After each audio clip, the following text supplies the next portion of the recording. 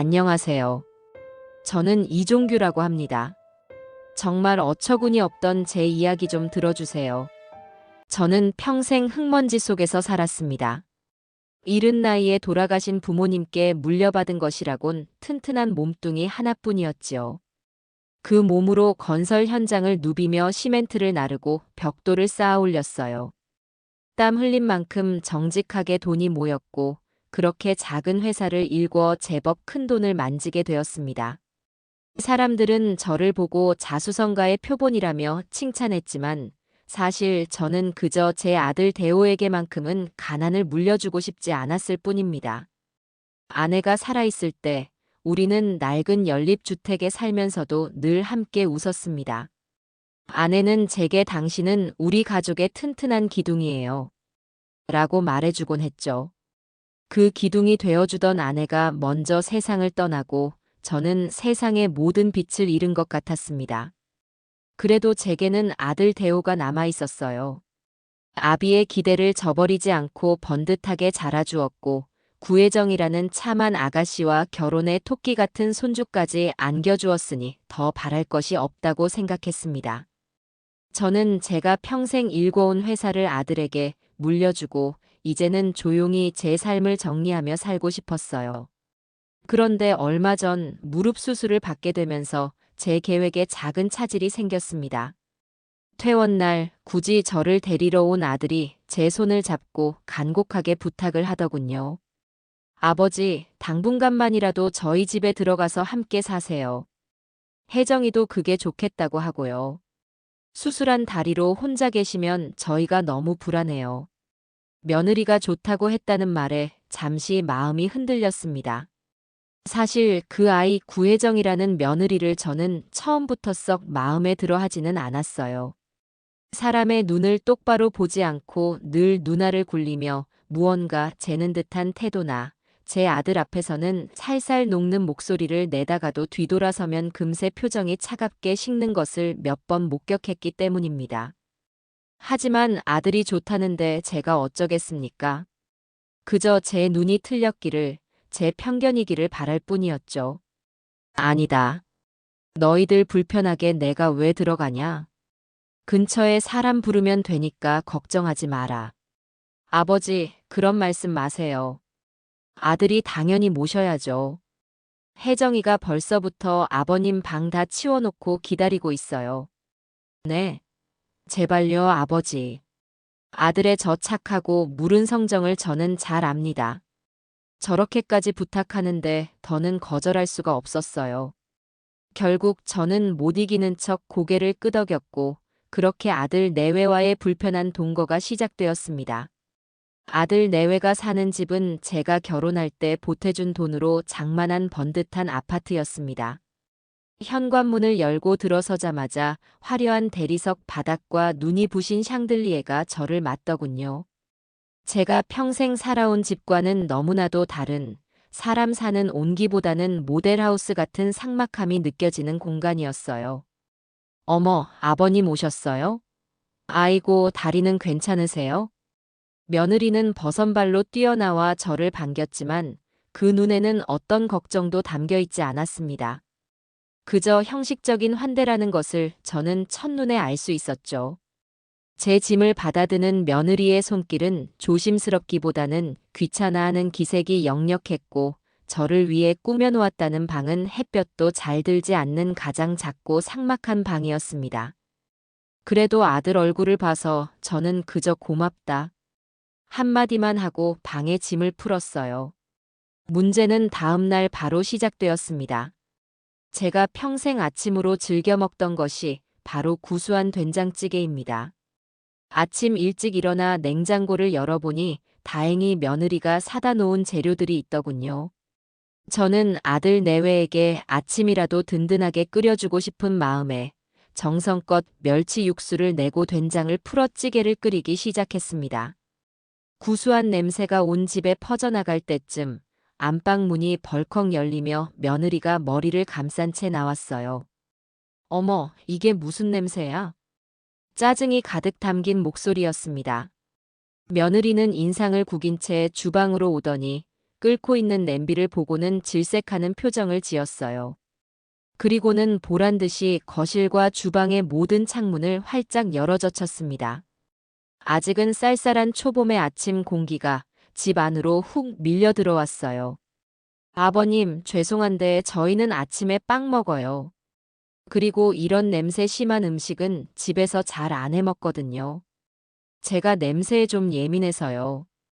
머리가 아파서요. 그 말은 웃으며 했지만 내용은 비수처럼 날아와 제 가슴에 박혔습니다. 아침밥을 해주고 싶었던 제 성의는 무시당했고 제가 평생 즐겨 먹던 음식은 냄새 심한 음식으로 전락해 버렸죠. 그때 마침 출근 준비를 마치고 나온 아들이 상황을 보고는 어색하게 웃으며 말했습니다. 나는 좋은데. 아버지표 된장찌개 오랜만이네. 맛있겠다. 여보, 당신은 좋겠지. 근데 이 냄새가 온종일 갈 거란 생각은 안 해? 옷에 냄새 배면 어떡할 거야? 며느리는 아들의 팔을 잡아 끌며 소파에 앉혔고 제게는 눈길도 주지 않은 채 토스트와 커피를 내왔습니다. 저는 순식간에 남의 집 주방에 무단 침입한 불청객이 된 기분이었어요. 결국 그날 아침 된장찌개는 저 혼자 먹는 둥 마는 둥 넘겨야 했습니다. 아들은 제 눈치를 보며 아버지, 맛있어요. 정말이에요. 라고 몇 번 말했지만 그 이상 며느리의 심기를 거스르지는 못하더군요. 저는 그저 아무 말 없이 밥을 비우고 조용히 제 방으로 들어왔습니다. 그날 이후로 저는 주방 근처에는 얼씬도 하지 않았어요. 며칠이 지난 어느 날이었습니다. 오후 내내 소파에 누워 텔레비전을 보다가 문득 죽은 아내의 손거울이 보이지 않는다는 것을 깨달았어요. 아내가 세상을 떠나기 전까지 늘 머리맡에 두고 쓰던 자그마한 손거울이었습니다. 화려하지는 않지만 손때가 묻어 반질반질한 나무 손잡이와 세월의 흔적이 느껴지는 그 거울은 제게 아내의 분신과도 같은 물건이었죠. 늘 제 방 협탁 위에 올려두었는데 아무리 찾아도 보이지 않았습니다. 온 방을 다 뒤지고 거실까지 샅샅이 살폈지만 거울은 없었어요. 혹시나 하는 마음에 외출했다 돌아온 며느리에게 물었습니다. 얘야, 혹시 내 방 협탁 위에 있던 작은 손거울 못 봤니? 손거울이요? 글쎄요, 잘 모르겠는데요. 제가 아버님 방은 청소 안 하잖아요. 며느리는 대수롭지 않게 말하며 방으로 들어가 버렸습니다. 저는 혹시나 손주 녀석이 가지고 놀다가 어디 뒀나 싶어 장난감 상자까지 뒤져봤지만 허사였어요. 가슴이 철렁 내려앉는 기분이었습니다. 그걸 잃어버릴 리가 없는데 대체 어디로 간 걸까요?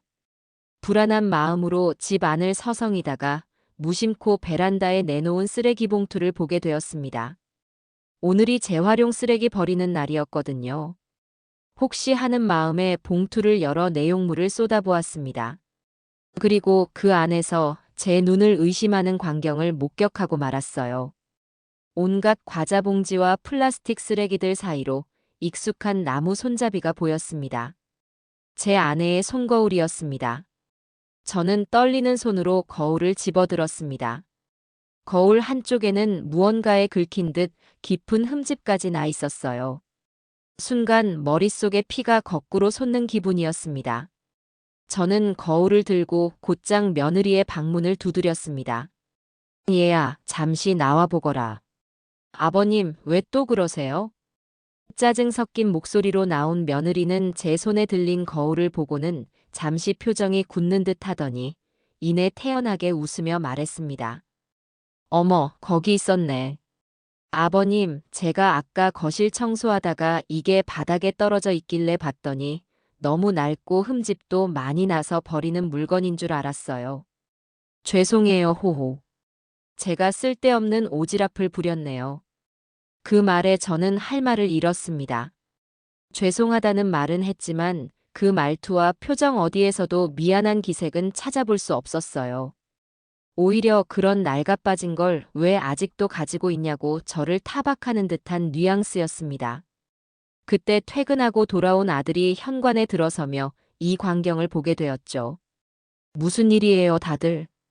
며느리는 기다렸다는 듯이 아들에게 달려가 팔짱을 끼며 애교 섞인 목소리로 말했습니다. 여보, 내가 실수로 아버님 물건을 버릴 뻔했지 뭐야. 낡아서 버리는 건 줄 알았는데 아버님한테는 소중한 건가 봐. 어떻게 해나. 상황을 파악한 아들은 난처한 표정으로 저를 보며 말했습니다. 아버지, 혜정이가 일부러 그런 건 아니잖아요. 몰라서 그런 건데 그냥 이번 한 번만 넘어가세요. 예. 엄마 유품이야. 이건 말고도 많잖아요. 저는 아들의 그 말에 더 큰 상처를 받았습니다. 이것 말고도 많다니. 자식에게는 그저 여러 개 중에 하나일지 몰라도 제게는 세상에 단 하나뿐인 아내의 흔적이었습니다. 아들은 제 마음을 헤아리기는커녕 그저 이 상황을 빨리 무마하고 아내의 편을 들어주는 데만 급급했어요. 저는 더 이상 아무 말도 하고 싶지 않았습니다. 그저 제 손에 들린 거울을 차가운 눈으로 내려다볼 뿐이었죠. 이 집에서 저는 제 소중한 것을 지킬 힘도 제 마음을 이해받을 권리도 없는 그저 늙고 거추장스러운 짐일 뿐이라는 사실을 뼈저리게 깨달았습니다. 그 사건 이후 며느리의 태도는 더욱 노골적으로 변했습니다.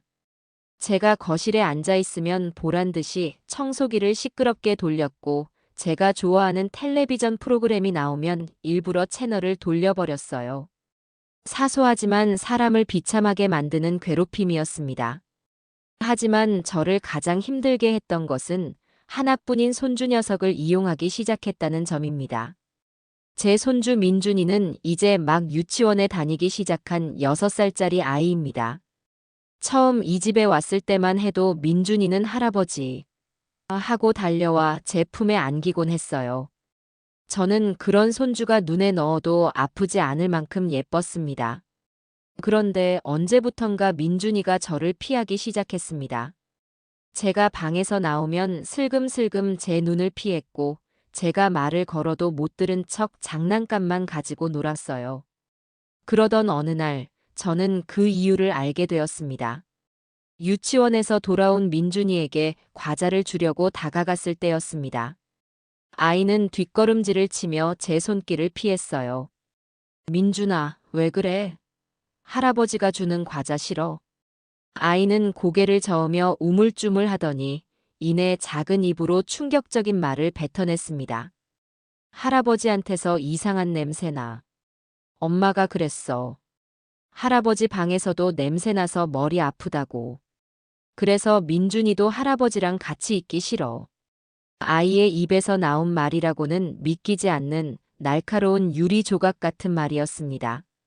순간 심장이 쿵 하고 내려앉는 것 같았어요. 아이는 죄가 없겠지요.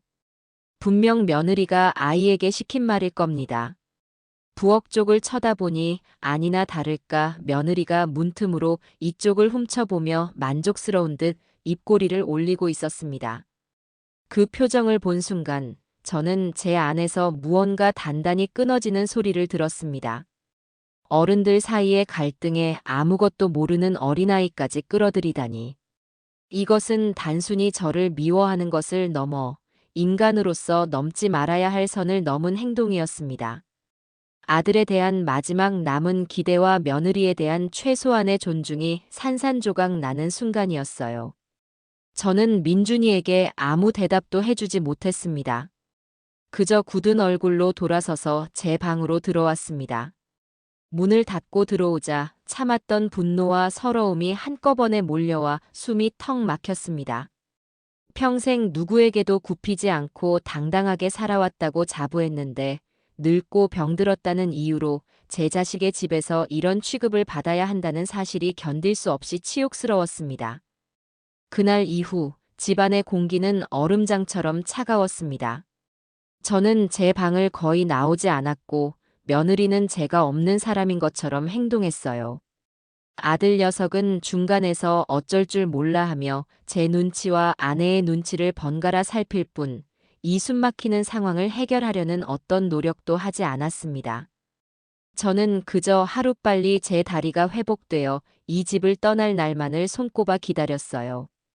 하지만 운명은 제가 조용히 물러나는 것을 허락하지 않으려는 모양이었습니다.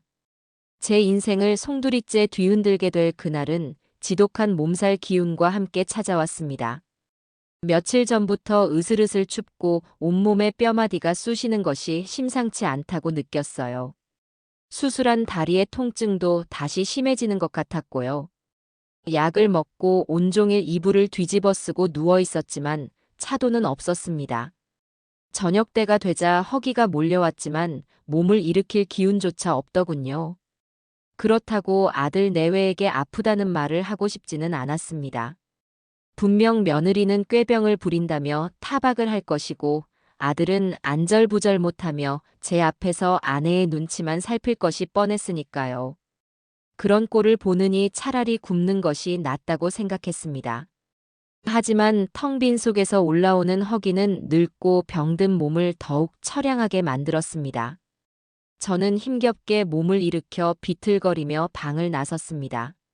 마침 아들 내외는 저녁 약속이 있다며 한껏 치장을 하고 집을 나서는 참이었어요.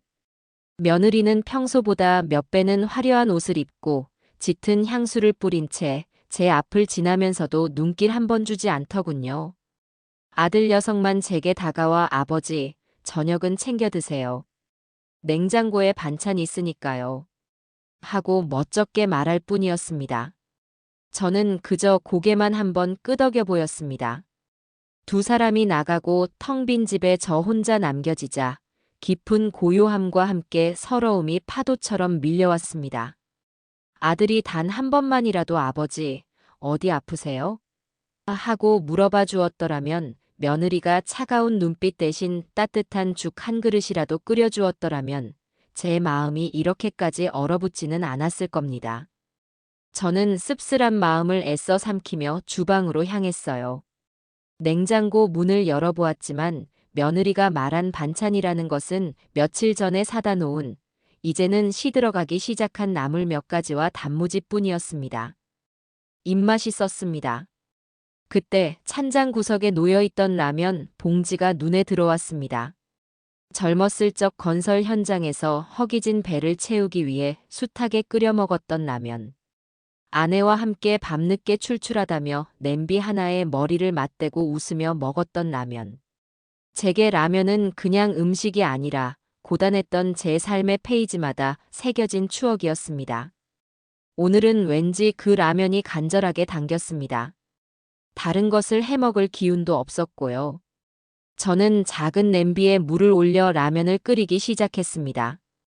보글보글 끓어오르는 소리와 함께 구수한 냄새가 퍼지자 잠시나마 시름을 잇는 기분이었습니다. 저는 다 끓인 라면을 낡은 양은 냄비째로 들고 거실 구석의 작은 밥상으로 향했습니다. 수술한 다리가 불편해 식탁 의자에 앉는 것보다 바닥에 앉는 것이 편했거든요.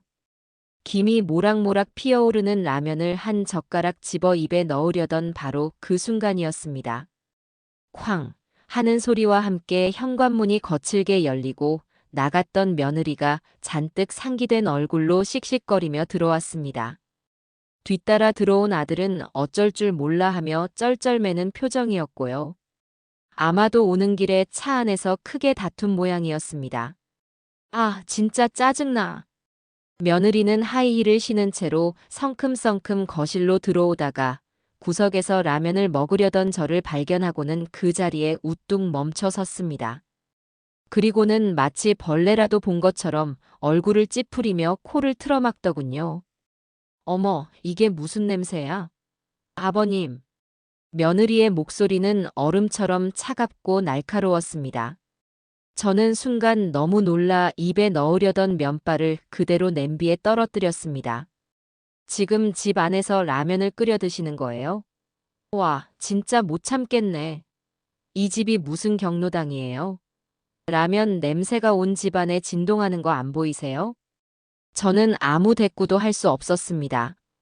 아픈 몸을 이끌고 겨우 끓인 라면 한 그릇이 이 아이에게는 집 안을 더럽히는 악취에 불과했던 겁니다. 며느리는 제 침묵을 긍정으로 받아들였는지 더욱 기세등등하게 소리쳤습니다. 제 인격과 삶 전체를 모독하는 끔찍한 말들이었습니다. 아니, 그렇게 라면이 드시고 싶으시면 편의점에 가서 드시든가 밖에서 해결하고 오셔야 하는 거 아니에요? 여기가 어디라고 이런 싸구려 음식을 끓여서 집안의 냄새를 다 배게 만드세요. 제가 이 집을 어떻게 관리하는데 아버님 때문에 이게 다 뭐예요? 여보, 그만해. 아버님 식사하시는데 왜 그래? 아들이 겨우 한마디 거들었지만 며느리의 분노에 찬 기세 앞에서는 그저 모기소리처럼 미약할 뿐이었습니다. 며느리는 아들을 향해 눈을 흘기며 악을 썼습니다. 당신은 가만히 있어. 당신이 아버님을 이렇게 오냐오냐 하니까 집안이 이 모양 이 꼴이 되는 거 아니야. 아버님이 우리 집에 오신 뒤로 제대로 되는 일이 하나도 없어. 되는 일이. 분노의 화살은 다시 제게로 향했습니다.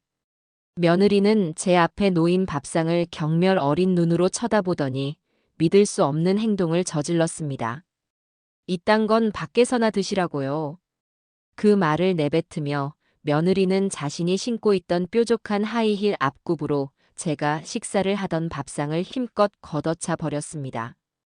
쨍그랑 하는 파열음과 함께 밥상이 공중으로 날아올랐고 그 위에 있던 뜨거운 라면이 담긴 양은 냄비는 그대로 제 다리 위로 쏟아졌습니다. 악!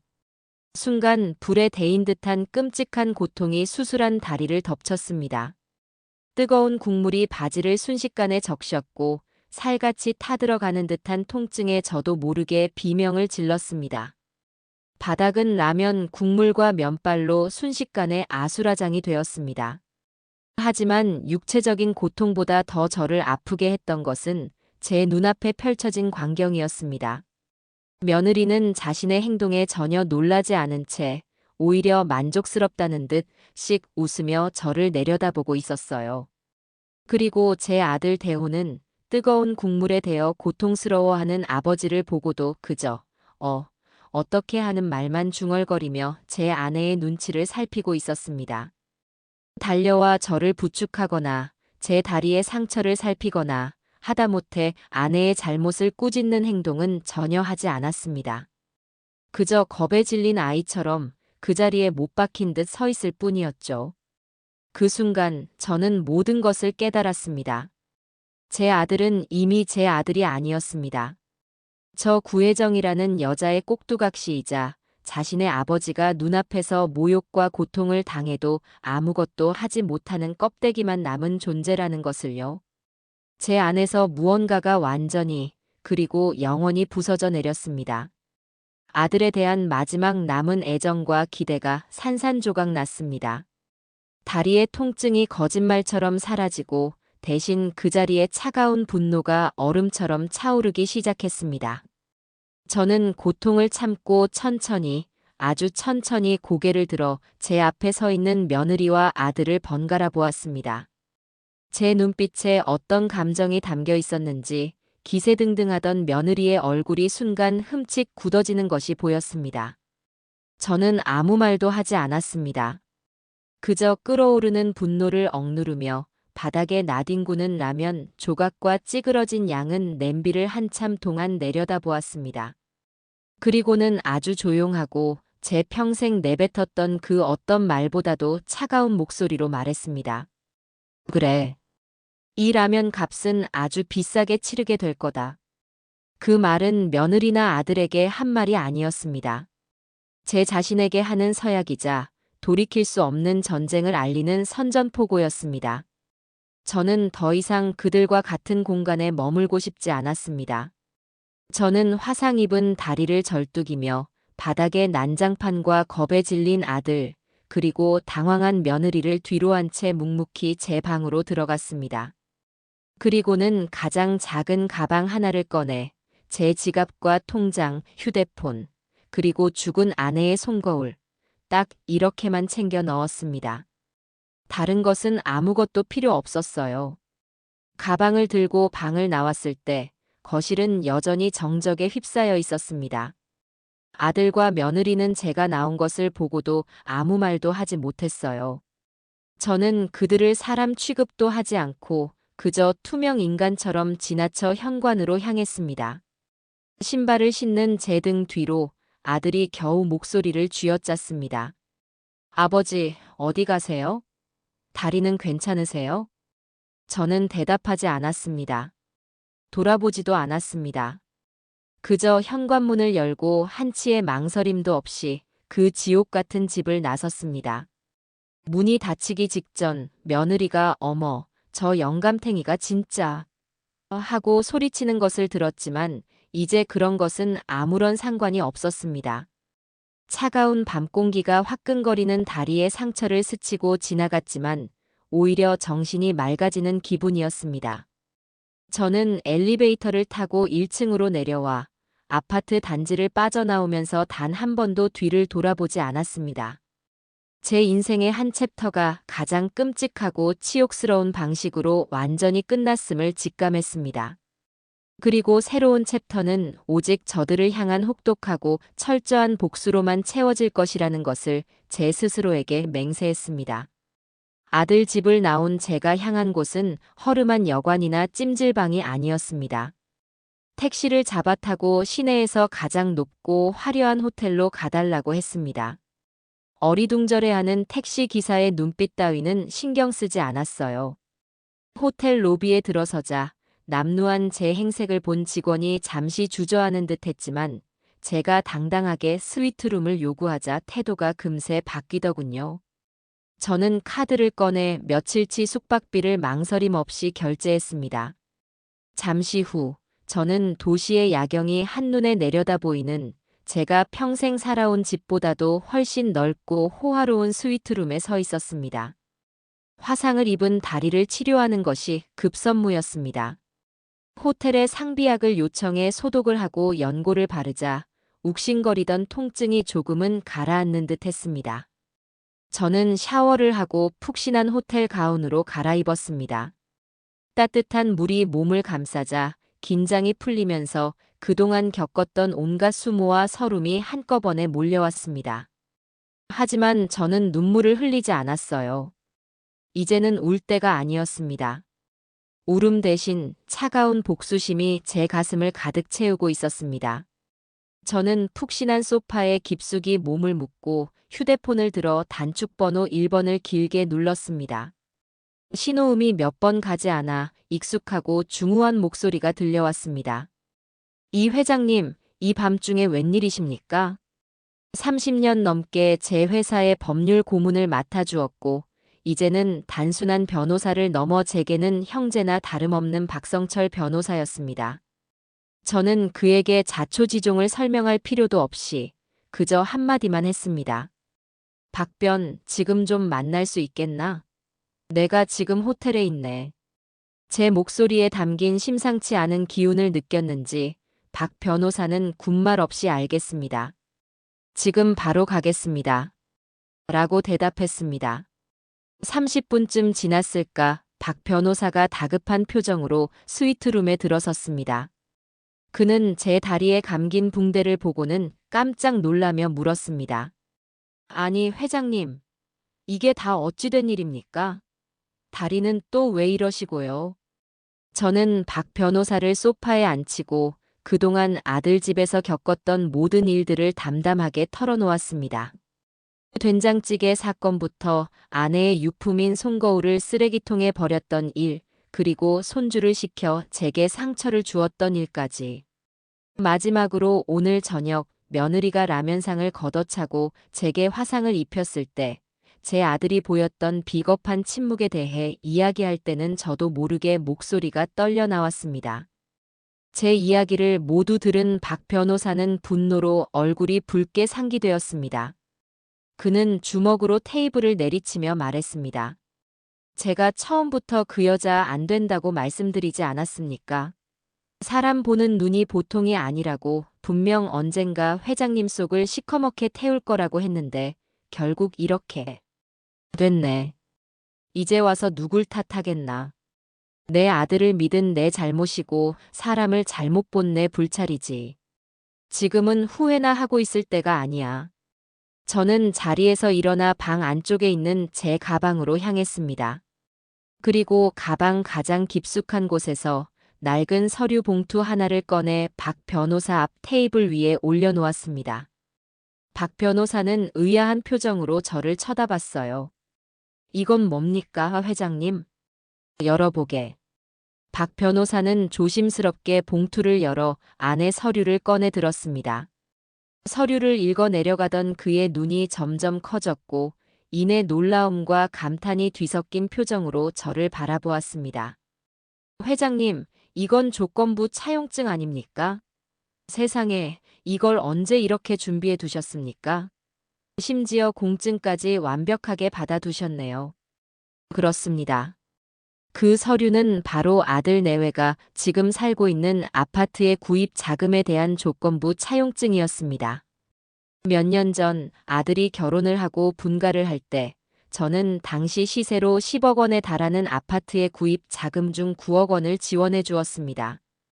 아들과 며느리는 물론이고 세상 사람들 모두가 제가 아들에게 집을 증여했다고 알고 있었지요.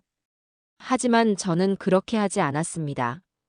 저는 며느리를 처음 본 날부터 그 아이의 눈빛에서 탐욕을 읽었고 언젠가 제 아들을 불행하게 만들지도 모른다는 불길한 예감을 떨칠 수가 없었어요. 그래서 저는 아들 몰래 안전장치를 마련해 두었던 겁니다. 아들에게 돈을 주기 전 저는 아들만 따로 불러 서류 하나에 도장을 찍게 했습니다. 아들은 그저 세금 문제 때문에 필요한 절차려니 하고 내용을 제대로 읽어보지도 않은 채 도장을 찍었지요. 그 서류의 내용은 간단했습니다. 상기 금액 9억 원은 증여가 아닌 대여금이며 차용인 이대호는 대주 이종규에게 상환할 의무를 짓는다. 하지만 가장 중요한 것은 그 뒤에 붙은 특약 조항이었습니다. 단, 차용인 이대호가 대주 이종규를 부모로서 공경하고 성실히 부양할 시 대주는 상환 의무를 면제하고 이 또한 증여로 간주한다. 그러나 만약 차용인 및 차용인의 배우자가 대주에게 부모로서 마땅히 받아야 할 존중을 보이지 않거나 신체적, 정신적 고통을 가하는 등 부양의 의무를 저버렸다고 판단될 경우 본 계약은 즉시 파기되며 대주는 차용인에게 대여금 전액의 즉시 상환을 요구할 수 있다. 박 변호사는 서류를 다 읽고 나서 혀를 내둘렀습니다. 회장님, 정말 대단하십니다. 어떻게 이런 생각을 하셨습니까? 이 정도면 부양 의무를 저버렸다는 것을 입증하고도 남습니다. 계약을 파기할 수 있는 가장 확실한 명분을 얻었습니다. 그간의 일들은 이 명분을 뒷받침하는 강력한 증거가 되어줄 것이고요. 이 차용증은 법적으로 완벽하게 효력을 발휘할 겁니다. 저는 씁쓸하게 웃으며 말했습니다. 내가 이런 것까지 쓰게 될 날이 올 줄은 몰랐네. 그저 내 아들이 저 못된 여자에게 휘둘려 길을 잃을 때 마지막으로 잡아줄 동아줄 정도로만 생각했는데 그 동아줄이 이제는 저들의 목을 죄 올가미가 될 줄이야. 올감이라니요. 당치도 않은 말씀입니다. 이건 회장님의 정당한 권리입니다. 그래서 이제 어떻게 하실 생각이십니까? 저는 창밖의 어두운 도시를 내려다보며 아주 차갑고 단호한 목소리로 말했습니다. 우선 저것들에게 현실을 알려줘야지. 저들이 지금 누리고 있는 모든 것들이 누구의 것인지, 그리고 그것을 잃는 것이 얼마나 끔찍한 일인지 말이야. 저는 박 변호사를 바라보며 지시했습니다. 내일 아침이 밝는 대로 조건부 차용증 계약 파기 및 채무 전액 즉시 상환 요구에 대한 내용 증명을 작성해서 아들 내외에게 발송해주게. 아주 정중하면서도 단 한치의 협상의 여지도 없다는 것을 명확하게 담아서 말이야. 그리고 지금부터 내 아들과 며느리에게서 오는 모든 연락은 받지 않겠네. 모든 소통은 박 변호사를 통해서만 할 걸세. 알겠습니다, 회장님. 분부대로 처리하겠습니다. 그런데 대호는 아드님은 어쩌실 생각이십니까? 이 일이 알려지면 가장 큰 충격을 받을 텐데요.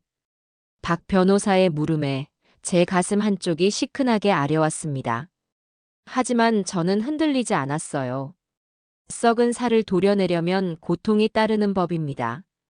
제 아들이 다시 제대로 된 인간으로 살아가게 하려면 이 정도의 시련은 반드시 필요하다고 생각했습니다. 그 녀석도 대가를 치러야지.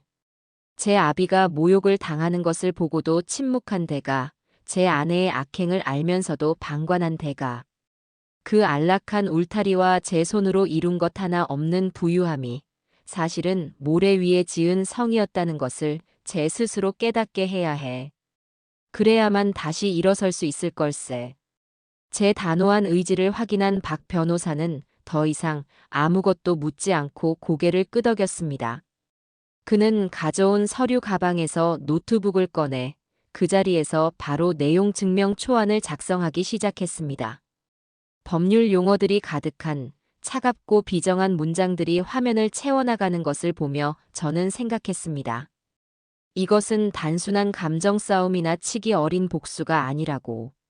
이것은 제 남은 인생을 걸고 무너진 아버지의 권위를 되찾고 어리석은 아들을 구원하기 위한 마지막 전쟁이라고 말입니다. 창밖에 새벽빛이 밝아오고 있었습니다. 이제 곧 폭풍이 시작될 것이었습니다. 박 변호사가 돌아간 후 저는 뜬 눈으로 아침을 맞았습니다. 호텔 조식을 주문해 먹는 둥마는 둥하고 다리의 상처를 다시 한번 살폈습니다. 붉게 부어오른 자국과 몇 군데 잡힌 물집이 지난밤의 악몽을 생생하게 증명하고 있었습니다. 저는 휴대폰으로 상처 부위를 여러 각도에서 찍어두었어요. 그리고 병원에 들러 2주간의 치료를 요하는 화상이라는 진단서까지 발급받았습니다. 감정에 휘둘리지 않고 모든 것을 차분하고 냉정하게 준비해 나갔습니다. 이제부터는 사소한 증거 하나하나가 저들의 목을 조일 무기가 될 것이기 때문입니다. 예상대로 오전부터 제 휴대폰은 불이 나기 시작했습니다. 발신자는 모두 아들이라는 두 글자였어요.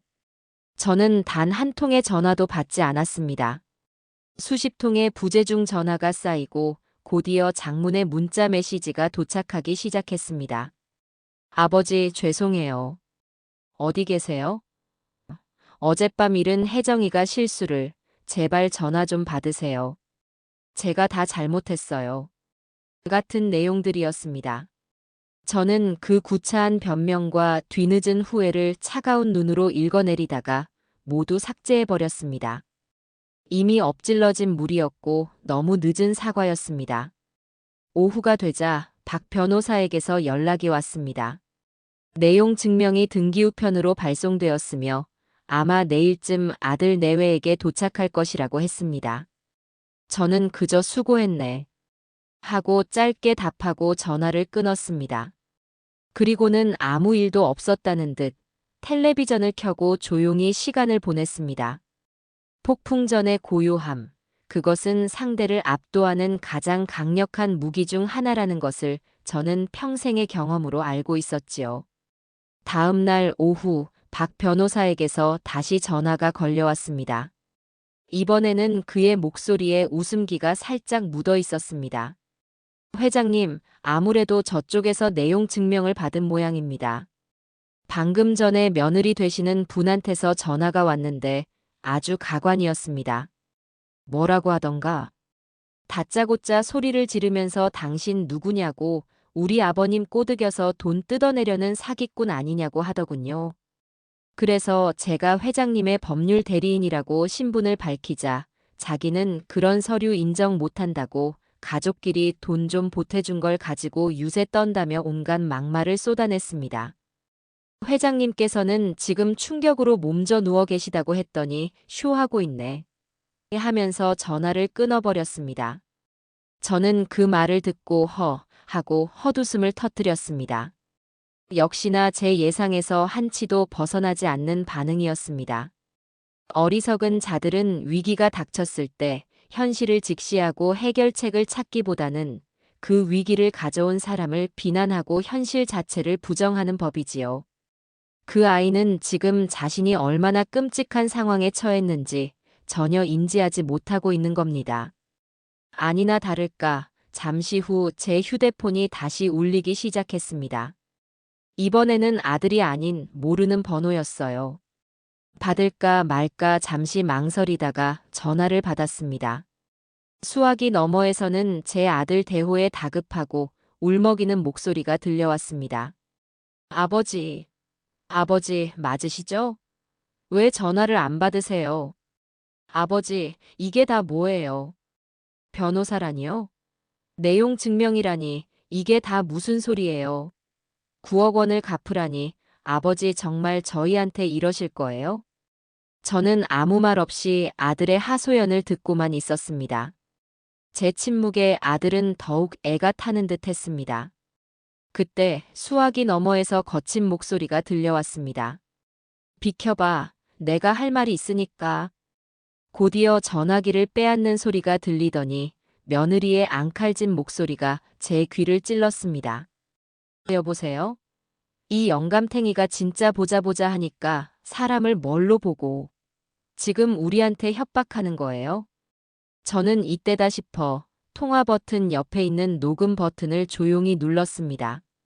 며느리는 제가 녹음을 시작한 줄은 꿈에도 모른 채 그동안 제 앞에서 애써 감춰왔던 본성을 남김없이 드러내기 시작했습니다.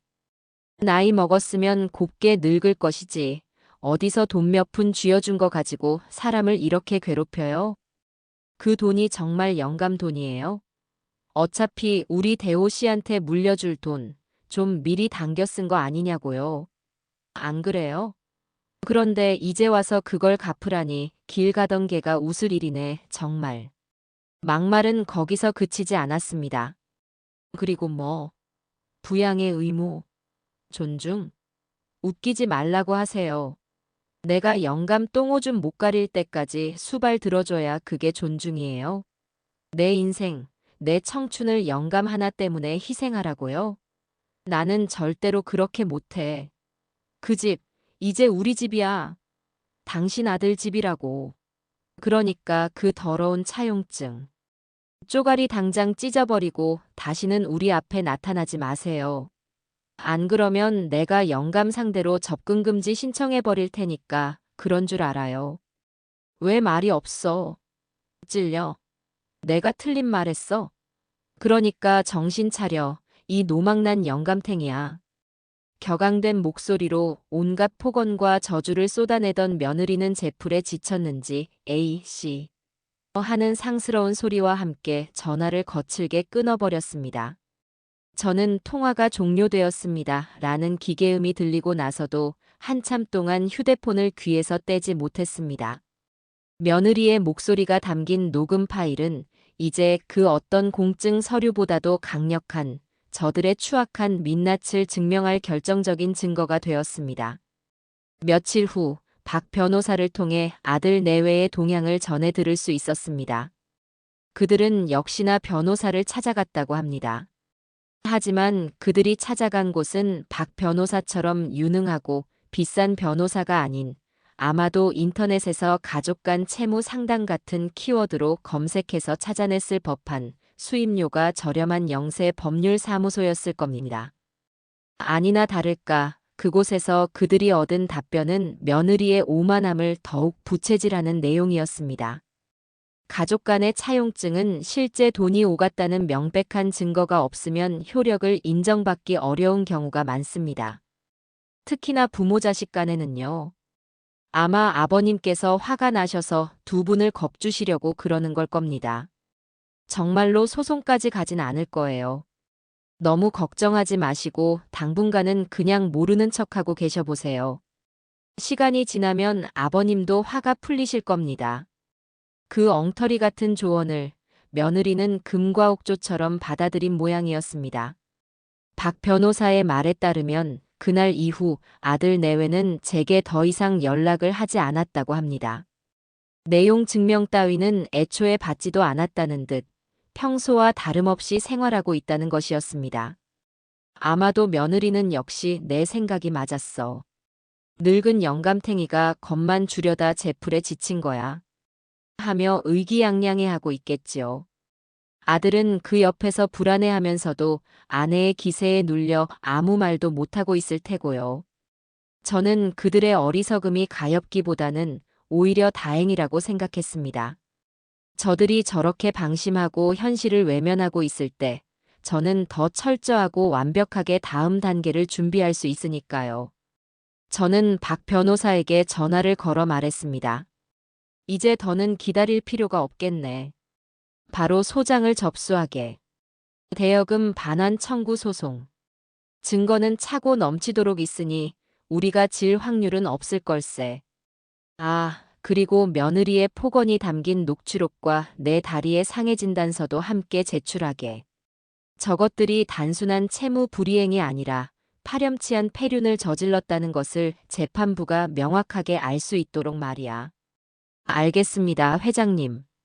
즉시 처리하겠습니다. 수학이 넘어 박 변호사의 목소리에는 이제 확신이 가득 차 있었습니다. 법의 심판은 더디지만 반드시 올바른 곳을 향해 움직인다는 것을 그는 알고 있었기 때문입니다. 이제 주사위는 던져졌습니다. 안락한 저택 안에서 자신들의 승리를 확신하며 샴페인을 터뜨리고 있을 어리석은 아들 내외는 그들의 발밑이 꺼져가고 있다는 사실을 꿈에도 알지 못할 겁니다. 그들이 법원으로부터 온 차가운 소장을 받아들고 자신들이 저지른 짓의 대가가 얼마나 무섭고 참혹한 것인지를 깨닫게 될 날이 머지않았습니다. 저는 그날을 조용히 그리고 아주 차갑게 기다리고 있었죠. 소송을 제기하고 첫 재판 기일이 잡히기까지는 생각보다 긴 시간이 걸렸습니다. 법의 맷돌은 느리지만 꾸준하게 돌아가는 법이니까요. 저는 그 시간 동안 호텔 스위트룸에 머물며 조용히 때를 기다렸습니다. 매일 아침 창밖으로 보이는 분주한 도시의 풍경을 내려다보며 저는 복잡한 생각에 잠기곤 했습니다. 제 마음속에 남은 질문은 단 하나였습니다. 어쩌다 내 아들이 저런 여자에게 빠져 제 아비까지 내팽개치는 지경에 이르렀을까? 그리고 며느리는 대체 왜 저토록 나를 증오하고 돈에 집착하는 것일까? 단순히 성격이 악독하고 허영심이 강한 것만으로는 설명되지 않는 그 무언가 근원적인 이유가 있을 것이라는 생각이 머릿속을 떠나지 않았어요. 며느리 구혜정의 행동은 단순한 미움을 넘어선 어떤 절박함마저 느껴졌습니다. 저를 집에서 내쫓으려는 시도나 돈 문제에 비정상적으로 예민하게 반응하는 모습들은 마치 벼랑 끝에 몰린 사람이 지푸라기라도 잡으려는 듯한 필사적인 몸부림처럼 보이기도 했습니다. 저는 이 싸움에서 이기는 것을 넘어 이 모든 일의 본질을 알아야만 했습니다. 그래야만 제 아들 대호를 저 진창에서 완전히 구해낼 수 있을 테니까요. 만약 며느리에게 제가 모르는 심각한 문제가 있다면 아들 역시 그 문제에 깊숙이 얽혀있을 가능성이 높았습니다. 고민 끝에 저는 한 사람을 불렀습니다. 과거 제 회사에서 감사팀장으로 일했던 최 부장이었습니다. 그는 비록 학력은 짧았지만 사람의 뒤를 밟고 정보를 캐내는 데에는 귀신 같은 재주를 가진 친구였습니다. 회사를 아들에게 물려준 뒤 그도 퇴직하여 지금은 작은 흥신소를 운영하고 있었죠. 저는 최 부장에게 연락해 호텔로 와달라고 부탁했습니다. 오랜만에 만난 최 부장은 제 행색과 상황을 보고는 크게 놀랐지만 이내 제 의도를 파악하고는 진지한 표정으로 제 앞에 앉았습니다. 회장님, 저를 부르셨다는 것은 무언가 좋지 않은 일을 조사해야 한다는 뜻이겠지요. 역시 최 부장은 눈치가 빨라. 내 며느리 구혜정이라는 아이에 대해 좀 알아봐줘야겠네. 그 아이가 요즘 돈 문제 때문에 나를 못살게 구는 것 같은데 단순한 씀씀이 문제인지 아니면 다른 심각한 일이 얽혀 있는지 알아야겠어. 단, 내 아들 대호는 이 사실을 절대로 알아서는 안 되네. 조용하고 신속하게 처리해주게. 저는 최 부장에게 며느리의 이름과 나이, 그리고 제가 알고 있는 몇 가지 정보를 적어주었습니다. 최 부장은 메모를 받아들고는 비장한 표정으로 말했습니다. 알겠습니다, 회장님. 제게 일주일만 주십시오. 그 여자의 과거부터 현재까지 먼지 한 톨까지 샅샅이 털어오겠습니다. 최 부장이 돌아가고 저는 다시 기나긴 기다림의 시간을 보냈습니다. 소송 준비는 박 변호사가 일사천리로 진행하고 있었기에 제가 직접 나설 일은 없었어요.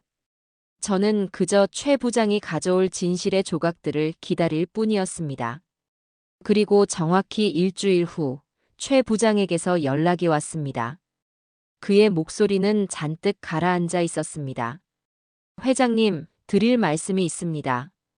지금 계신 곳으로 찾아뵈어도 되겠습니까? 잠시 후 제 앞에 나타난 최 부장의 손에는 두툼한 서류 봉투가 들려 있었습니다. 그의 표정은 그 어느 때보다도 심각했어요. 그는 봉투를 테이블 위에 올려놓으며 무거운 입을 열었습니다. 회장님, 마음 단단히 먹고 들으셔야 할 것 같습니다. 구혜정 씨의 문제는 생각보다 아주 훨씬 심각한 수준입니다. 최 부장이 내민 보고서의 첫 장을 넘기는 순간 저는 제 눈을 의심했습니다. 보고서의 내용은 충격 그 자체였습니다. 며느리 구혜정은 결혼 전부터 이미 수천만 원의 카드빚을 지고 있었다고 합니다. 화려한 명품과 해외여행으로 분수에 맞지 않는 씀씀이를 감당하지 못했던 것이죠. 아들과 결혼하면서 그 빚의 일부를 정리하는 듯 했지만 그것은 시작에 불과했습니다. 진짜 문제는 그녀의 친정이었습니다. 며느리의 아버지가 운영하던 작은 공장이 몇 년 전부터 심각한 경영난에 시달렸고 결국에는 부도 직전까지 몰렸다는 것이었습니다. 며느리는 그 사실을 제 아들에게 숨긴 채 결혼 후에도 계속해서 친정으로 막대한 돈을 빼돌리고 있었습니다. 아들의 월급은 물론이고 제가 사업 자금으로 쓰라며 틈틈이 챙겨주었던 돈까지 모두 친정의 빚을 갚는 데 사용되고 있었던 겁니다. 하지만 그것으로도 부족했겠지요. 보고서의 다음 장에는 며느리가 최근 몇 달간 드나들었던 장소들의 목록이 적혀 있었습니다. 그 목록에는 불법 사설 스포츠 노름 사이트와 강남의 몇몇 대부업체 사무실이 포함되어 있었습니다. 그렇습니다. 며느리는 친정의 빚을 감당하지 못하게 되자 더 큰 돈을 만지기 위해 노름에 손을 댔고 그 노름 빚을 갚기 위해 결국에는 무서운 이자가 붙는 사채까지 끌어다 썼던 겁니다. 최 부장이 알아낸 바에 따르면 며느리가 현재 지고 있는 빚은 제1금융권과 저축은행을 제외하고 대부업체와 사채를 합쳐 무려 3억 원에 달했습니다. 이게 다 사실이란 말인가? 네, 회장님. 모두 계좌 이체 내역과 통화 기록으로 확인된 사실입니다. 심지어 구혜정 씨는 최근에 아드님 몰래 집을 담보로 추가 대출을 받기 위해 여러 은행과 상담을 진행했지만 회장님께서 공동명의로 되어 있으셔서 번번이 실패했던 것으로 보입니다. 최 부장의 마지막 말은 제 머리에 망치라도 한 대 얻어맞은 듯한 충격을 주었습니다. 이제야 모든 퍼즐 조각이 맞춰졌습니다. 며느리가 그토록 저를 미워하고 집에서 내쫓으려 했던 진짜 이유. 그것은 바로 저라는 존재가 자신의 마지막 돈줄인 이 집을 팔아치우는데 가장 큰 걸림돌이었기 때문입니다. 제가 이 집에 버티고 있는 한 아들 명의로 된 집을 마음대로 처분할 수 없으니 저를 내보내고 아들을 구슬려 집을 판 뒤 그 돈으로 자신의 빚을 청산하고 남은 돈을 챙겨 달아날 계획이었던 겁니다. 그래서 그 아이가 저는 차마 말을 잇지 못했습니다. 분노보다 더 큰 것은 제 아들에 대한 안타까움과 연민이었습니다. 제 아들 대호는 지난 몇 년간 저런 무서운 비밀을 숨기고 있는 여자와 한 이불을 덮고 살았던 겁니다. 자신의 아내가 뒤로는 수억 원의 빚을 진 채 노름에 빠져 있다는 사실은 꿈에도 모른 채 그저 아내가 해달라는 대로 돈을 가져다 주고 아내가 꾸며낸 거짓말에 속아 제 아비까지 내쳤던 겁니다. 회장님, 이것뿐만이 아닙니다. 최 부장은 보고서의 마지막 장을 제게 내밀었습니다. 거기에는 며느리가 최근 몇 달간 나눈 문자 메시지 내역 일부가 복원되어 있었습니다. 상대는 며느리의 친정어머니였습니다. 엄마, 그 영감탱이 때문에 집 담보 대출도 안 된대. 진짜 사람 미치게 하네. 혜정아, 조금만 더 버텨봐. 아범만 잘 구슬리면 어떻게든 되지 않겠니? 몰라. 이젠 한계야. 차라리 저 영감 어디 아파서 드러눕기라도 했으면 좋겠어. 아니면 확. 뒷말은 차마 입에 담을 수 없을 정도로 끔찍한 내용이었습니다. 저는 더 이상 보고서를 읽어내려갈 수가 없었습니다. 손이 부들부들 떨리고 눈앞이 캄캄해지는 기분이었습니다. 이것은 단순한 금전 문제가 아니었습니다. 제 아들의 인생, 그리고 제 목숨까지도 위협할 수 있는 아주 위험하고 치밀한 사기극이었습니다. 저는 최 부장에게 떨리는 목소리로 말했습니다. 최 부장, 정말 수고했네. 이 자료들 전부 복사해서 박 변호사에게 넘겨주게. 그리고 자네는 이제 이 일에서 손을 떼. 나머지는 내가 알아서 하겠네. 회장님 괜찮으시겠습니까? 괜찮고 말고. 오히려 모든 것이 명확해져서 머릿속이 시원해진 기분이야. 나는 내 아들을 저 악마 같은 여자에게서 구해내야 할 의무가 있어. 그러려면 이 정도 증거로는 부족해. 아주 확실하게 저 아이가 다시는 내 아들 앞에 나타나지 못하도록 쐐기를 박아야지. 최 부장이 돌아간 후 저는 한참 동안 소파에 앉아 눈을 감고 있었습니다. 며느리에 대한 분노는 이미 그 임계점을 넘어섰고 대신 그 자리에는 차가운 결의가 들어찼습니다.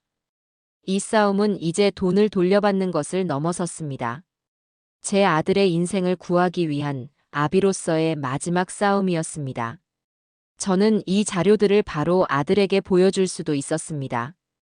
하지만 그래서는 안 된다고 생각했어요. 제 아들 대호는 자신의 눈으로 직접 진실을 확인하고 자신의 귀로 직접 아내의 거짓말을 듣고 자신의 손으로 직접 그 썩은 연을 끊어내야만 했습니다. 그래야만 평생을 후회와 자책 속에서 살아가지 않을 테니까요. 그러기 위해서는 더 확실한 무대가 필요했습니다. 바로 법정이라는 이름의 무대 말입니다. 저는 이제 그 무대 위에서 제 인생을 건 마지막 연극을 시작할 준비를 마쳤습니다. 첫 번째 조정 기일이 잡혔습니다. 재판까지 가기 전 판사 앞에서 양측의 의견을 조율하고 합의를 유도하는 절차였지요. 저는 박 변호사와 함께 법원으로 향했습니다. 복도를 지나 조정실로 향하는 길에 복도 저편에서 걸어오고 있는 아들과 며느리를 마주쳤습니다. 몇 주 만에 보는 아들의 얼굴은 반쪽이 되어 있었고 며느리는 잔뜩 날이 선 표정으로 주변을 두리번거리고 있었습니다. 저와 눈이 마주치자 며느리는 저를 잡아먹을 듯이 노려보며 제게 다가오려 했지만 옆에 있던 싸구려 변호사가 그 팔을 잡아 막더군요. 아들은 그저 고개를 푹 숙인 채 제 얼굴을 쳐다보지도 못했습니다. 조정실 안 판사님과 조정위원들 앞에서 우리는 서로 마주보고 앉았습니다. 며느리 측 변호사가 먼저 입을 열었습니다. 그의 주장은 지난번과 똑같았습니다. 존경하는 재판장님, 이 사건은 부모 자식 간의 애정에서 비롯된 금전 지원을 아버님께서 일시적인 감정 문제로 채무 관계로 주장하는 매우 안타까운 사건입니다. 이 차용증은 법적 효력을 갖기 어려운 형식적인 서류에 불과하며 그가 한참 동안 감정에 호소하는 궤변을 늘어놓는 동안 박 변호사는 아무 말 없이 그의 말을 끝까지 듣고만 있었습니다. 그리고 마침내 그의 말이 끝나자 박 변호사는 조용히 자리에서 일어나 준비해 온 서류 뭉치를 재판장에게 제출했습니다. 재판장님, 지금부터 피고 측의 주장이 얼마나 허황되고 파렴치한 것인지 증명해 보이겠습니다. 첫 번째 증거 자료입니다. 이것은 원고와 피고 이대호 군이 작성하고 공증까지 마친 차용증 원본입니다. 피고 측 변호인께서는 이것이 형식적인 서류라고 주장하셨지만 공증인의 직인까지 찍힌 명백한 법률 문서입니다. 박 변호사는 이어서 다음 자료를 제출했습니다. 바로 제 다리의 화상 사진과 상해 진단서였습니다. 두 번째 증거 자료입니다. 피고 구혜정 씨는 원고에게 뜨거운 국물을 쏟아부어 전치 2주의 화상을 입혔습니다. 이는 차용증에 명시된 신체적, 정신적 고통을 가하는 행위에 정확히 부합하며 채무 즉시 상환의 명백한 사유가 됩니다. 며느리의 얼굴이 하얗게 질리기 시작했습니다. 하지만 박 변호사의 공격은 거기서 끝나지 않았습니다.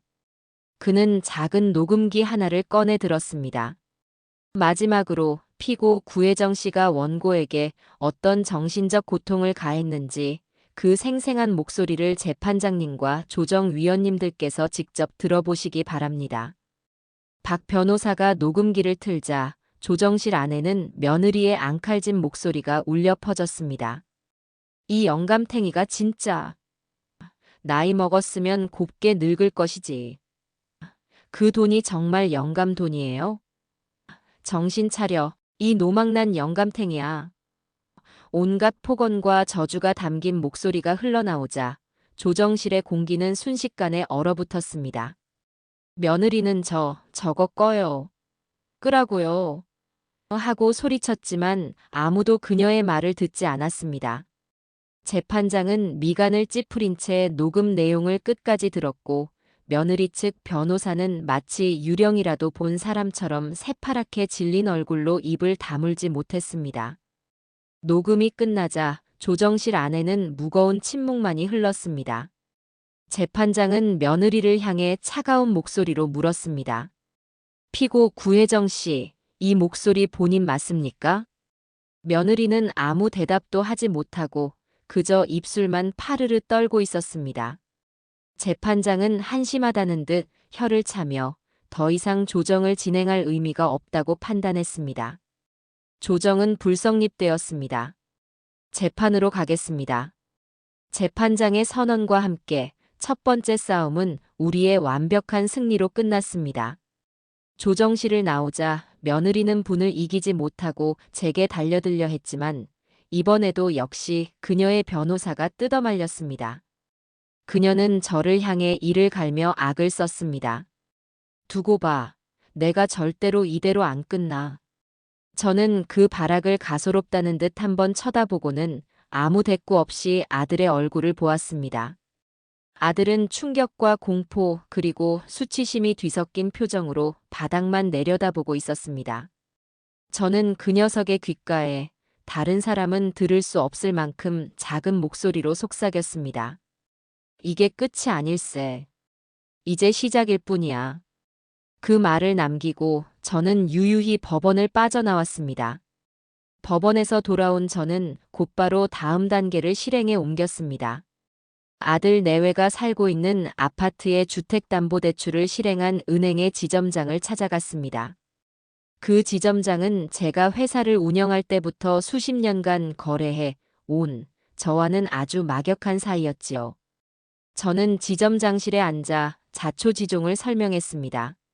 물론 소송 이야기나 며느리의 빚 이야기는 빼고 오직 제가 겪은 일과 아들의 상황에 대해서만 이야기했습니다. 지점장님, 내가 보증을 서고 내 아들 녀석에게 대출을 해준 그 집 말입니다. 지금 그 집에 아주 큰 문제가 생겼습니다. 내 며느리라는 아이가 나를 집에서 내쫓고 심지어 밥상까지 엎었어요. 그런데도 내 아들 녀석은 제 아내에게 꼼짝도 못하고 있습니다. 지금 그 집안은 언제 터질지 모르는 시한폭탄 같은 상태예요. 저는 잠시 말을 끊고 지점장의 눈을 똑바로 보며 말했습니다. 나는 이 대출의 보증인으로서 그리고 이 은행의 오랜 VIP 고객으로서 심각한 우려를 표하는 바입니다. 채무자인 내 아들 이대호는 현재 정상적인 가정생활을 영위하지 못하고 있으며 배우자의 비상식적인 행동으로 인해 채무 상환 능력에 심각한 문제가 발생할 가능성이 매우 높다고 판단됩니다. 만약 은행 측에서 이 문제에 대해 아무런 조치를 취하지 않는다면 저는 부득이하게 이 은행에 예치된 제 모든 자산을 다른 은행으로 옮기는 것을 고려할 수밖에 없습니다. 이것은 정중한 요청의 형식을 띤 아주 강력한 압박이었습니다. 제 회사의 막대한 자금과 제 개인 자산까지 모두 그 은행을 통해 움직이고 있었기에 제 말의 무게는 결코 가볍지 않았습니다. 제 말을 들은 지점장의 얼굴은 심각하게 굳어졌습니다. 은행 입장에서 VIP 고객의 자산 이탈은 물론이고 대출금 회수에 문제가 생기는 것은 절대 용납할 수 없는 일이었으니까요. 회장님, 걱정 마십시오. 저희 은행은 고객님의 자산을 최우선으로 보호할 의무가 있습니다. 즉시 해당 대출건에 대한 리스크 관리에 착수하겠습니다. 채무자의 현재 상황에 대해 면밀히 검토하고 필요하다면 즉각적인 조치를 취하도록 하겠습니다. 지점장의 약속을 받고 은행을 나온 저는 이제 모든 준비가 끝났음을 직감했습니다. 법원에서는 소송을 통해, 은행에서는 대출금 상환 압박을 통해 양쪽에서 저들의 숨통을 조여가기 시작할 겁니다. 그들이 발 딛고 서 있는 안락한 성이 사실은 얼마나 위태로운 모래성이었는지를 깨닫게 될 시간이 다가오고 있었습니다. 며칠 지나지 않아 제 예상은 정확히 맞아떨어졌습니다. 박 변호사로부터 법원이 부동산 처분금지 가처분 신청을 인용했다는 연락이 왔습니다. 이제 며느리는 소송이 끝날 때까지 그 집을 마음대로 팔거나 담보로 잡을 수 없게 된 겁니다. 그녀의 마지막 돈줄이 완벽하게 차단된 셈이지요. 그리고 거의 동시에 아들 녀석에게서 울먹이는 전화가 걸려왔습니다. 아버지, 은행에서 전화가 왔어요. 갑자기 저희 집 대출에 문제가 생겼다면서 대출금 전액을 일시 상환해야 할 수도 있다고 해요. 이게 다 아버지 때문이죠? 아버지께서 은행에 무슨 말씀을 하신 거예요? 제발 저희 좀 살려주세요, 아버지. 수화기 너머로 아들의 절규와 함께 옆에서 그 영감탱이가 우리를 다 죽이려고 작정했어. 하고 악을 쓰는 며느리의 목소리가 섞여 들려왔습니다. 저는 아무 대답 없이 조용히 전화를 끊었습니다. 이제 공은 저들에게 넘어갔습니다.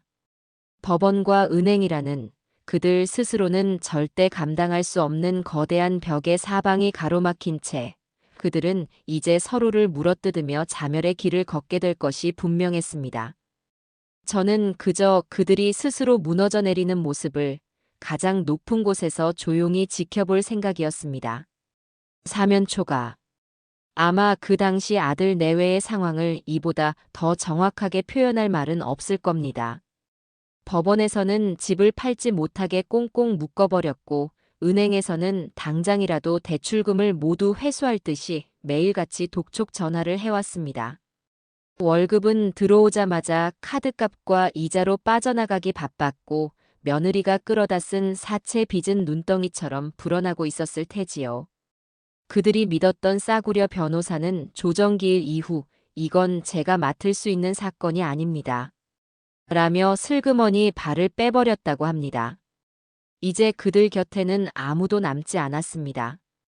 오직 서로에 대한 원망과 지독한 가난의 공포만이 그들의 집을 가득 채우고 있었을 겁니다. 그런 극한의 상황에 몰리자 며느리는 마지막 발악을 시작했습니다. 그녀가 선택한 마지막 무기는 바로 거짓 눈물과 교묘한 동정심 유발이었습니다. 그녀는 제 아들 대호 앞에서 그동안 자신이 저질렀던 모든 잘못을 인정하는 척하며 세상에서 가장 불쌍하고 가련한 여인을 연기하기 시작했다고 합니다. 이 모든 이야기는 나중에 모든 것이 끝나고 나서야 아들에게 직접 전해 들을 수 있었습니다. 어느 날 밤 며느리는 아들의 앞에 무릎을 꿇고 앉아 펑펑 울었다고 합니다. 여보, 내가 다 잘못했어요. 내가 죽일 년이에요. 아버님께 그러면 안 되는 거였는데. 내가 그때는 정말 제정신이 아니었어요. 아들이 영문도 모른 채 당황하고 있자 며느리는 눈물 콧물을 쏟아내며 자신의 비밀을 털어놓기 시작했습니다. 물론 그 비밀이라는 것은 철저하게 조작되고 각색된 그녀 자신을 피해자로 둔갑시키는 거짓말투성이었지요. 사실은 나한테 빚이 좀 있어요. 당신한테는 차마 걱정 끼치기 싫어서 말 못했는데. 당신 회사에서 힘들게 일하는 것 뻔히 아는데 나까지 짐이 되기 싫어서 혼자 어떻게든 해결해 보려고 했어요. 빚이라니? 그게 무슨 소리야? 당신 사업 자금에 보태주고 싶어서 친구 말만 믿고 주식에 손을 댔는데 그게 이렇게 될 줄은 몰랐어요. 원금만이라도 찾아보려고 무리하다가 빚이 눈덩이처럼 불어났어요. 그래서 나도 모르게 아버님께 예민하게 굴었던 거예요. 돈 문제 때문에 매일 밤 잠도 못 자고 이러다 우리 가족 다 길바닥에 나앉는 거 아닌가 하는 공포에 시달리다 보니 나도 모르게 아버님을 원망하게 됐던 거예요. 여보, 미안해요. 정말 미안해요. 그녀의 거짓말은 실로 대단했습니다. 노름과 사치로 생긴 빚을 남편의 사업 자금을 마련해 주려다 생긴 안타까운 실수로 둔갑시켰으니까요. 심지어 자신의 모든 악행의 원인을 남편과 가정을 너무나도 사랑했기 때문이라고 포장하는 치밀함까지 보였습니다. 제 아들 대호는 그 순간 또다시 흔들렸다고 합니다. 평생을 순하고 무르게만 살아온 녀석은 눈앞에서 눈물을 뚝뚝 흘리며 용서를 비는 아내의 모습에 마음이 약해질 수밖에 없었을 겁니다. 며느리는 아들이 흔들리는 것을 놓치지 않고 마지막 쐐기를 박았습니다. 여보, 지금 우리를 구할 수 있는 사람은 아버님밖에 없어요. 당신이 가서 잘못했다고, 다시는 안 그러겠다고 싹싹 빌면 아버님도 마음이 약해지실 거예요. 아버님이 이 소송만 취하해 주시면 우리 다시 예전처럼 행복하게 살 수 있어요. 네. 당신이 우리 가족을 지켜줘야 해요. 제발 나 좀 살려줘요. 결국 제 아들은 그 악마의 눈물에 또 한 번 속아 넘어가고 말았습니다. 다음 날 아들은 초췌한 모습으로 제가 머물고 있는 호텔로 저를 찾아왔습니다. 로비에서 연락을 받고 내려가 보니 녀석은 저를 보자마자 그 자리에 털썩 무릎을 꿇었습니다. 아버지, 제가 잘못했습니다. 제가 죽일 놈입니다. 제발 이 소송 좀 멈춰주세요. 혜정이가 다 잘못했다고 빌고 있어요. 다시는 안 그런다고 아버님 정말 친아버지처럼 잘 모시겠다고 약속했어요. 저는 무릎 셔츠 꿇고 있는 아들을 차가운 눈으로 내려다보았습니다. 이 녀석의 눈에는 진심 어린 반성보다는 아내의 거짓말에 놀아나 이 위기만 모면하려는 절박함이 더 크게 담겨 있었습니다. 저는 깊은 한숨을 내쉬었습니다. 이제 때가 왔다고 생각했습니다. 이 녀석의 눈을 영원히 뜨게 해줄 마지막 충격 요법을 써야 할 때가 말입니다. 일어나거라. 그리고 나를 따라와라. 저는 아들을 데리고 호텔 방으로 올라왔습니다. 아들은 여전히 어쩔 줄 몰라 하며 제 뒤를 따랐습니다. 방에 들어온 저는 금고 안에 고이 보관해 두었던 서류 봉투, 바로 최 부장이 가져다 주었던 그 보고서를 꺼내 테이블 위에 던졌습니다. 너는 아직도 네 마누라가 어떤 여자인지 모르는 모양이구나. 내가 오늘 네 눈을 제대로 뜨게 해주마. 한번 읽어보거라. 아들은 영문도 모른 채 떨리는 손으로 봉투를 열어 서류를 꺼내 들었습니다. 첫 장을 읽어 내려가던 아들의 얼굴이 하얗게 굳어지기 시작했습니다. 며느리의 카드빚 내역, 친정으로 빼돌린 돈의 액수, 그리고 불법 노름 사이트의 이름이 적힌 페이지를 넘길 때마다 아들의 손은 격렬하게 떨렸습니다.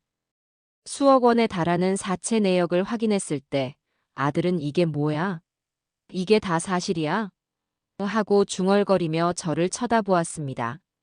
저는 아무 대답 없이 서류 뭉치 가장 아래에 있던 마지막 증거를 꺼내 아들의 눈앞에 내밀었습니다. 바로 며느리가 친정 어머니와 나눈 저를 저주하는 내용이 담긴 문자 메시지였습니다. 차라리 저 영감 어디 아파서 드러눕기라도 했으면 좋겠어. 아니면 확. 그 문장을 읽은 순간 아들의 눈빛이 완전히 무너져 내렸습니다. 충격, 배신감, 분노, 절망. 세상의 모든 부정적인 감정이 그 얼굴에 담겨 있었습니다. 아들은 서류를 손에 쥔 채 그 자리에 주저앉아 마치 어린아이처럼 엉엉 울기 시작했습니다. 자신이 믿었던 아내의 모든 것이 거짓이었다는 사실, 자신이 철저하게 이용당했다는 사실, 그리고 그 거짓에 속아 제 아비의 가슴에 대못을 박았다는 죄책감이 한꺼번에 몰려왔을 겁니다. 저는 울고 있는 아들을 가만히 내려다보다가 조용히 말했습니다. 이제 알겠느냐? 네가 지난 몇 년간 어떤 여자와 함께 살아왔는지. 저 여자는 너를 사랑한 것이 아니야. 너를, 그리고 나를 자신의 욕심을 채우기 위한 도구로만 생각했을 뿐이다. 저 여자는 네 인생을 거덜낼 기생충 같은 존재야. 한참을 울던 아들은 눈물을 닦고 자리에서 일어섰습니다. 그의 눈에는 더 이상 나약함이나 동정심은 남아있지 않았습니다. 대신 차갑고 단단한 분노와 결의가 자리 잡고 있었어요. 그는 서류를 챙겨 들고 제게 허리를 깊이 숙였습니다. 아버지 죄송합니다. 정말 죄송합니다. 그리고는 아무 말 없이 방을 나섰습니다. 저는 그 뒷모습을 보며 이 길고 지독했던 싸움이 드디어 끝을 향해 가고 있음을 직감했습니다. 아들은 이제 더 이상 과거의 어리석은 아들 대호가 아니었습니다. 그는 진실이라는 이름의 비수를 손에 쥔 채 자신의 인생을 망친 악마를 처단하기 위해 집으로 돌아가고 있었습니다. 그날 밤 아들의 집에서는 상상할 수 있는 가장 끔찍한 부부싸움이 벌어졌다고 합니다. 집에 돌아온 아들은 아내에게 아무것도 묻지 않고 그저 제가 주었던 증거 서류들을 그녀의 얼굴 앞에 집어 던졌습니다. 자신의 모든 비밀이 탄로난 것을 안 며느리는 처음에는 발뺌을 하다가 이내 본색을 드러냈습니다. 그래, 어쩔 건데. 네가 뭘 할 수 있는데. 네가 잘났으면 내가 저런 짓까지 했을 것 같아. 다 네가 무능하고 돈 못 버는 탓이야. 그녀는 자신의 잘못을 인정하기는커녕 모든 책임을 아들에게 떠넘기며 온갖 저주와 악담을 퍼부었습니다. 그 추악한 민낯을 마주한 순간 아들의 마음속에 남아있던 마지막 미련 한 조각까지 완전히 사라졌다고 합니다. 아들은 그 길로 집을 나와 다시는 그곳으로 돌아가지 않았습니다.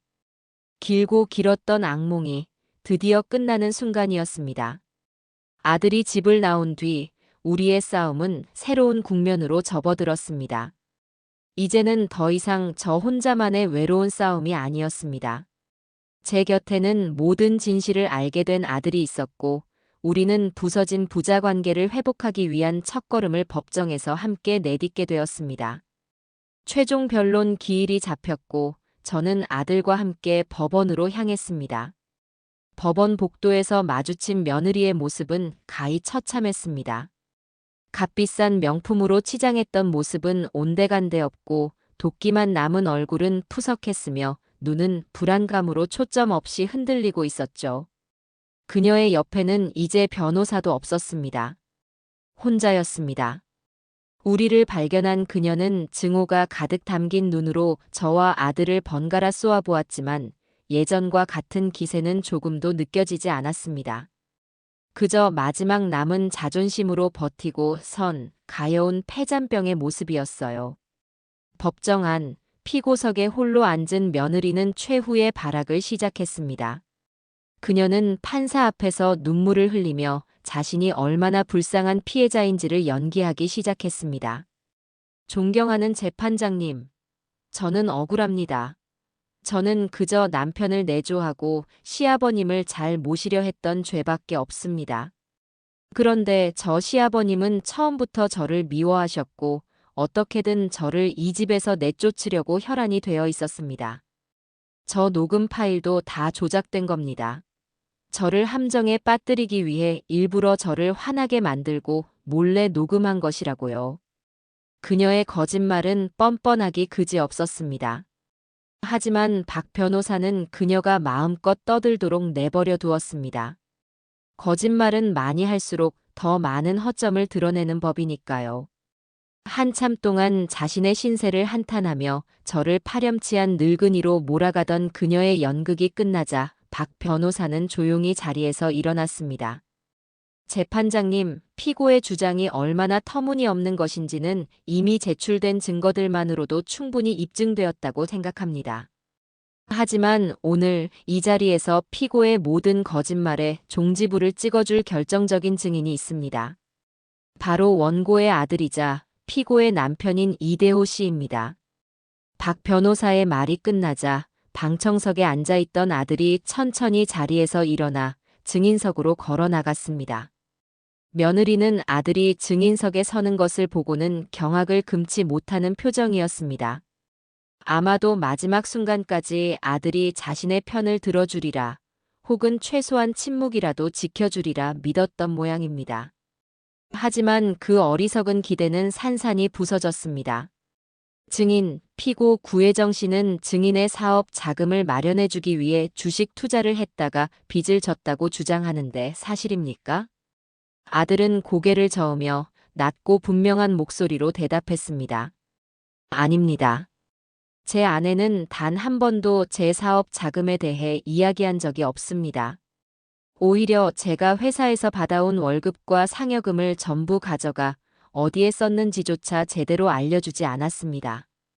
그렇다면 피고가 원고, 즉 증인의 아버님을 모욕했을 때 증인은 그 사실을 몰랐습니까? 아들은 고개를 떨구었습니다. 그의 목소리에는 깊은 죄책감이 묻어나왔습니다. 알고 있었습니다. 제 눈앞에서 제 아내가 아버지의 밥상을 걷어차고 뜨거운 국물을 쏟아붓는 것을 똑똑히 봤습니다. 하지만 저는 아무것도 하지 못했습니다. 아내가 무서워서 그저 이 상황만 넘기면 괜찮아질 거라는 어리석은 생각에 아버지를 외면했습니다. 저는 아들로서, 인간으로서 해서는 안 될 짓을 저질렀습니다. 아들의 고백에 법정안은 술렁이었습니다. 며느리는 거짓말. 여보, 당신 지금 무슨 소리 하는 거야? 저 영감이 당신을 꼬드긴 거지. 하고 소리쳤지만 재판장의 엄한 제지에 입을 다물어야 했습니다. 아들은 마지막으로 준비해온 서류를 증거로 제출했습니다. 바로 며느리의 노름 내역과 사체 기록, 즉 제가 그에게 건네주었던 바로 그 보고서였습니다. 제 아내는 수년간 저를 속여왔습니다. 뒤로는 수억 원의 노름빚과 사채 빚을 지고 있으면서 저에게는 단 한마디도 하지 않았습니다. 오히려 그 빚을 갚기 위해 아버지를 내쫓고 이 집을 팔아치울 계획을 세우고 있었습니다. 이 모든 것이 진실입니다.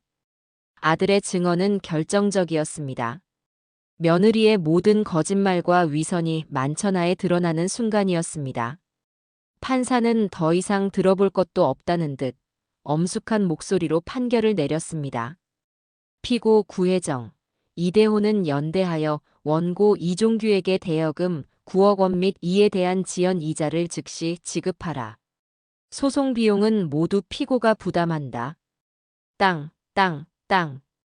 판결봉이 3번 울리는 소리와 함께 길고 길었던 싸움은 저의 완전한 승리로 끝이 났습니다. 며느리는 판결을 듣고 그 자리에 주저앉아 말도 안 돼. 말도 안 돼. 하는 말만 넋나간 사람처럼 중얼거렸습니다. 저는 그 모습을 차갑게 한번 쳐다보고는 아들과 함께 묵묵히 법정을 빠져나왔습니다. 이제 법의 심판은 끝났습니다. 남은 것은 현실의 혹독한 대가뿐이었습니다. 판결이 확정되자 저는 곧바로 법률 절차에 착수했습니다. 아들 내외가 살던 아파트에 대한 강제 경매를 신청한 것입니다. 며칠 후 법원에서 나온 집행관들은 아파트 현관문에 차가운 빨간색 압류 딱지를 붙였습니다. 한때는 며느리의 허영심을 채워주던 화려한 보금자리가 이제는 채무 불이행이라는 주홍글씨가 새겨진 감옥으로 변해버린 셈입니다. 그 소문은 아주 빠르게 퍼져나갔습니다. 며느리가 돈을 빌렸던 대부업체와 사채업자들이 그녀의 마지막 재산이었던 아파트가 경매로 넘어간다는 소식을 놓칠 리가 없었죠. 그날 이후 며느리의 삶은 진짜 지옥으로 변했을 겁니다. 밤낮을 가리지 않고 집으로 찾아와 문을 두들기고 빚을 갚으라며 협박하는 사채업자들에게 시달렸을 테니까요. 집안의 가구와 가전제품에는 온통 압류 스티커가 붙어 제 마음대로 처분할 수도 없게 되었습니다. 은행에서는 대출 연장을 거부했고 카드사는 신용불량자로 등록해버렸습니다. 그녀가 기댈 곳은 이제 이 세상 어디에도 없었습니다. 마침내 아파트의 경매 기일이 잡혔습니다. 저는 박 변호사와 함께 경매 법정으로 향했습니다. 제가 직접 경매에 참여하겠다고 했을 때 박 변호사는 조금 놀라는 눈치였습니다. 회장님, 굳이 직접 나서지 않으셔도 되는데 말입니다. 다른 사람에게 낙찰받게 하고 저희는 배당금만 챙겨도 충분합니다. 아니, 내가 직접 마무리해야겠네. 시작을 내가 했으니 끝도 내 손으로 맺어야지. 그리고 저 집은 원래 내 돈으로 산 내 집이야. 잠시 다른 사람에게 맡겨뒀던 내 물건을 되찾아오는 것뿐일세. 경매는 생각보다 싱겁게 끝났습니다. 몇몇 사람이 입찰에 참여했지만 제가 시세보다 조금 높은 가격을 부르자 모두 포기했습니다. 그렇게 아파트는 다시 제 소유가 되었습니다. 제 평생의 땀과 눈물이 담긴 돈으로 지었던 그 집을 저는 다시 제 손으로 되찾아온 것입니다. 모든 법적 절차가 끝나고 집행관들이 집 안에 남아있던 며느리의 마지막 짐들을 밖으로 드러낸 후에야 저는 열쇠를 받아들고 홀로 그 집에 들어섰습니다. 집 안은 텅 비어 있었습니다. 화려했던 가구와 장식품들이 모두 사라진 공간은 휑하고 을씨년스러웠습니다. 하지만 동시에 그동안 저를 짓누르던 무겁고 불쾌한 공기도 함께 사라진 듯 했습니다. 저는 천천히 집 안을 둘러보았습니다. 제가 잠시 머물렀던 작은 방, 며느리가 아내의 유품을 버렸던 베란다, 그리고 손주 녀석이 제 가슴에 비수를 꽂는 말을 내뱉었던 거실까지. 모든 공간에 아프고 쓰라린 기억이 배어 있었습니다. 마지막으로 저는 거실 한가운데 바로 그날 며느리가 밥상을 걷어찼던 바로 그 자리에 멈춰 섰습니다. 그리고는 바닥에 가만히 주저앉았습니다. 창밖으로 들어오는 저녁 햇살이 텅 빈 거실을 길게 비추고 있었습니다. 저는 눈을 감고 지난 몇 달간의 일들을 천천히 되짚어 보았습니다. 분노와 배신감으로 시작되었던 싸움. 하지만 그 끝에서 제가 얻은 것은 단순히 돈이나 집이 아니었습니다. 저는 잃어버렸던 아들을 되찾았고 아버지로서의 제 자신을 되찾았습니다. 저는 가방에서 보온병에 담아온 따뜻한 차를 꺼내 종이컵에 따라 한 모금 마셨습니다. 쌉쌀하면서도 따뜻한 기운이 온몸으로 퍼져나갔습니다. 저는 텅 빈 공간을 둘러보며 나지막이 혼잣말을 했습니다. 일하면 한 그릇에 집 한 채가 날아갔으니 세상에서 가장 비싼 라면이었구나. 그 말 속에는 더 이상 분노나 증오는 담겨 있지 않았습니다. 오직 모든 것을 끝냈다는 안도감과 이 모든 시련을 통해 더 단단해진 제 자신에 대한 작은 위로만이 담겨 있었을 뿐입니다. 이제 이 집을 어떻게 할 것인지는 천천히 생각하기로 했습니다. 확실한 것은 이곳은 더 이상 불행과 갈등의 공간이 아니라는 사실이었습니다. 제가 되찾은 이 공간을 저는 희망과 새로운 시작의 장소로 만들고 싶었습니다. 모든 폭풍이 지나간 후 제 아들 대호의 삶은 말 그대로 폐허가 되었습니다. 며느리와의 이혼은 생각보다 쉽게 마무리되었습니다. 나눠 가질 재산도 다툴 양육권도 없었으니까요. 손주인 민준이는 외과에서 맡기로 했지만 며느리 쪽 집안 역시 풍비박산이 난 상태라 아이가 제대로 보살핌을 받을 수 있을지는 의문이었습니다. 아들은 이혼 서류에 도장을 찍고 그야말로 맨몸으로 세상에 내던져졌습니다.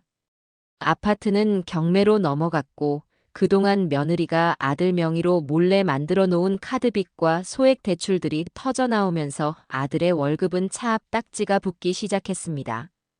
한때는 번듯한 회사의 팀장이었던 아들은 이제 신용불량자라는 낙인이 찍힌 채 하루아침에 모든 것을 잃고 나락으로 떨어진 것입니다. 그 녀석은 저를 찾아오지 않았습니다. 아마 저를 볼 면목이 없었을 겁니다. 저 또한 녀석을 일부러 찾지 않았습니다. 스스로 일어설 시간을 주어야 한다고 생각했기 때문입니다. 다만 최 부장을 통해 아들이 어떻게 지내는지 조용히 지켜볼 뿐이었습니다. 아들은 친구 집과 찜질방을 전전하다가 보증금도 필요 없는 아주 작은 고시원 방 하나를 구했다고 합니다. 한평 남짓한 몸 하나 겨우 누일 수 있는 작은 공간에서 아들은 자신의 죗값을 치르고 있었습니다. 낮에는 회사를 다녔고 밤에는 대리운전 아르바이트까지 하며 빚을 갚아나가고 있다는 소식을 들었을 때 저는 가슴이 아프면서도 한편으로는 대견한 마음이 들었습니다. 스스로의 힘으로 바닥부터 다시 시작하려는 아들의 모습에서 저는 희미한 희망을 보았습니다. 그렇게 몇 달의 시간이 흘렀습니다. 가을이 깊어지고 쌀쌀한 바람이 옷깃을 여미게 만드는 어느 날 저녁이었습니다. 모르는 번호로 전화가 한 통 걸려왔습니다. 조심스럽게 전화를 받자 수화기 너머에서는 아주 작고 주저하는 목소리가 들려왔습니다. 아버지, 저 대호예요. 오랜만에 듣는 아들의 목소리였습니다. 저는 아무 말 없이 다음 말을 기다렸습니다. 잠깐 뵐 수 있을까요? 아파트 앞 공원으로 지금 나와주실 수 있으세요? 저는 알았다. 짧게 대답하고 옷을 챙겨 입었습니다. 제가 다시 사들인 그 아파트 근처의 작은 공원 벤치에 아들이 고개를 푹 숙인 채 앉아 있었습니다. 몇 달 사이의 녀석은 아주 다른 사람이 되어 있었습니다. 살은 헬쑥하게 빠지고 얼굴에는 고단한 삶의 흔적이 역력했지만 예전처럼 나약하고 흐리멍덩하던 눈빛은 사라지고 그 자리에 깊고 단단한 무언가가 자리 잡고 있었습니다. 제가 앞에 서자 아들은 자리에서 벌떡 일어났습니다. 그리고는 제 앞에 서서 아무 말 없이 눈물만 뚝뚝 흘리기 시작했습니다. 한참을 소리 없이 울던 아들은 이내 제 앞에 털썩 무릎을 꿇었습니다. 지난번 호텔 로비에서 무릎을 꿇었을 때와는 전혀 다른 모습이었습니다. 그때가 위기를 모면하기 위한 절박한 행동이었다면 지금은 온 마음을 다한 진정한 참회였습니다. 아버지, 제가 죽일 놈입니다. 아들은 흐느끼며 말했습니다. 제가 아버지를 제 손으로 지옥에 밀어 넣었습니다. 아버지 가슴에 그렇게 큰 대못을 받고도 저는 제 아내의 거짓말만 믿고 아버지를 원망했습니다. 저는 아들도 아니고 인간도 아닙니다. 아버지 부디 이 불효자식을 용서하지 마십시오. 저는 아버께 용서를 받을 자격조차 없는 놈입니다. 아들은 땅바닥에 이마를 박고 오열했습니다. 자신의 잘못을 변명하거나 동정을 구하려는 말은 단 한마디도 하지 않았습니다. 오직 자신의 죄를 고백하고 그 죄값을 달게 받겠다는 다짐만이 느껴졌습니다. 저는 무릎 셔츠 꿇고 있는 아들을 한참 동안 그저 내려다보았습니다. 그리고는 조용히 손을 내밀어 아들의 어깨를 잡고 일으켜 세웠습니다. 일어나거라. 아들은 눈물 젖은 얼굴로 저를 올려다보았습니다. 저는 그런 아들의 눈을 똑바로 마주보며 말했습니다. 네가 네 잘못을 제대로 알았으니 그걸로 됐다. 하지만 용서는 그렇게 쉽게 하는 것이 아니다. 나는 너를 용서하지 않을 것이다. 적어도 지금은. 아들의 눈빛이 절망으로 흔들렸습니다. 저는 아들의 주머니에 작은 봉투 하나를 찔러 넣어주었습니다.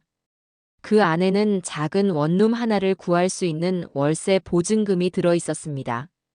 이 돈으로 그 답답한 고시원에서 나와 최소한 사람답게 살 수 있는 방이라도 하나 구하거라. 이것이 내가 너에게 해줄 수 있는 마지막 배려다. 나는 더 이상 너를 돕지 않을 것이다.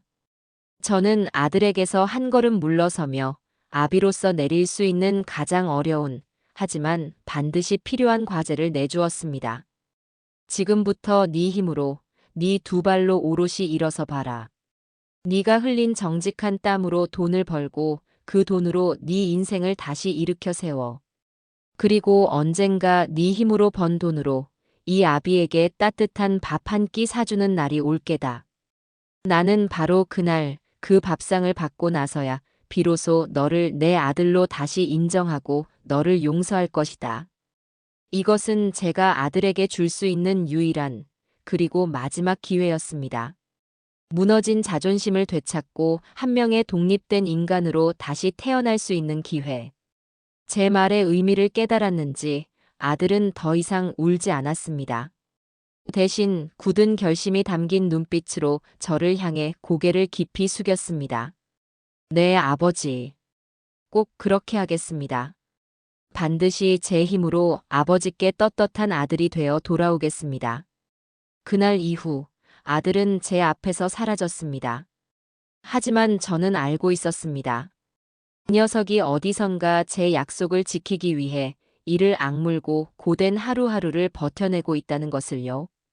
저는 그저 묵묵히 제 아들이 진짜 남자가 되어 돌아올 그날을 기다리기로 했습니다.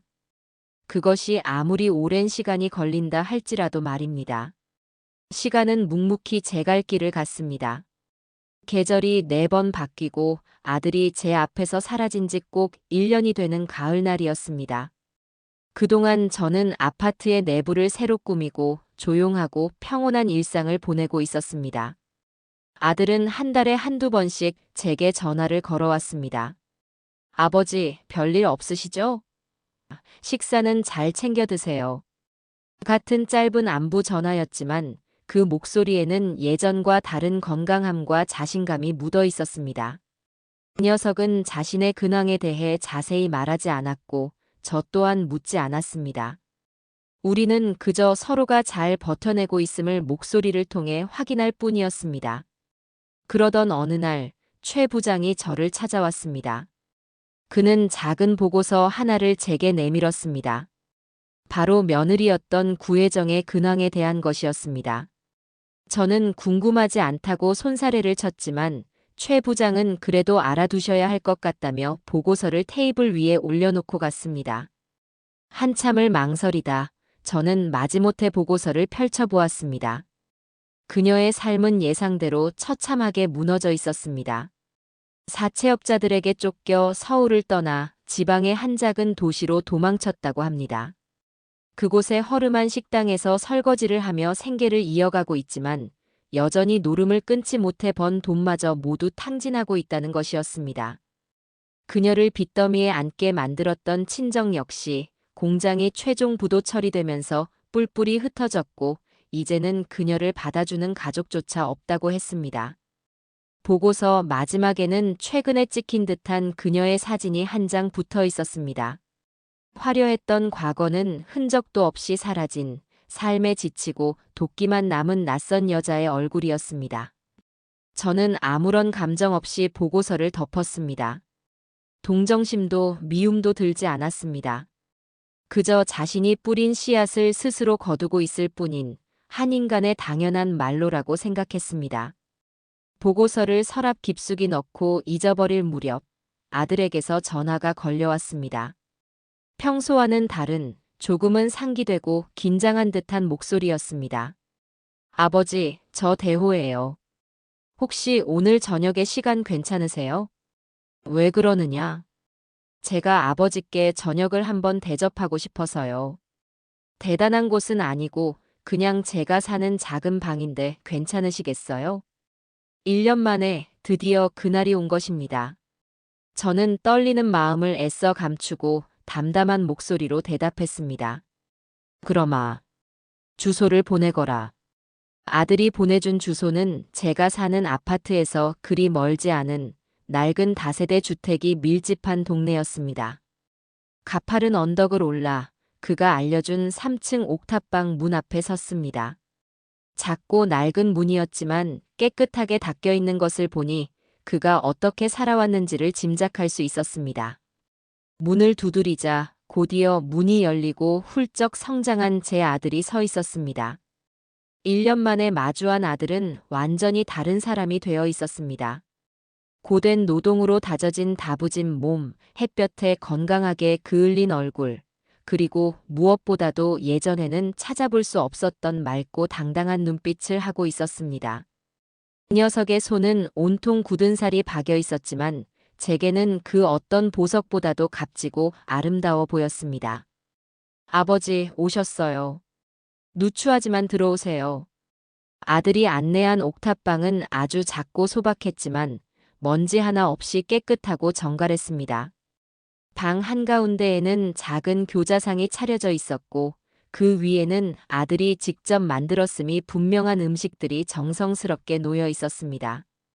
뜨끈한 김이 나는 밥과 소박한 김치찌개, 그리고 계란말이와 나물 몇 가지가 전부였지만 제게는 세상 그 어떤 진수성찬보다도 더 푸짐해 보였습니다.